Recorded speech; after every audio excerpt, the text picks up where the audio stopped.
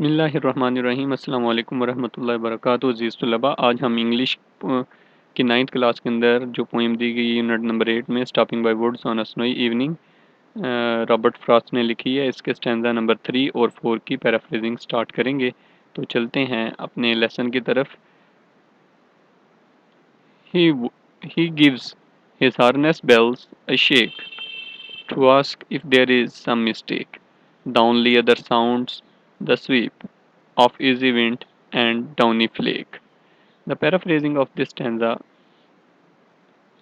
is: my horse gives his harness bells a shake to ask if there is any mistake. There is nothing around us instead of slight wind and falling snow. Let's move to stanza number 4.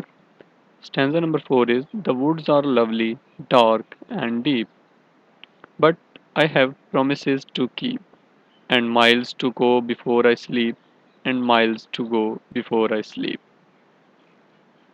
The paraphrasing of this stanza is: I admit that woods are lovely, dark, and deep, but I can't stop here for a long time because I have to travel a long distance before I reach my home and take rest.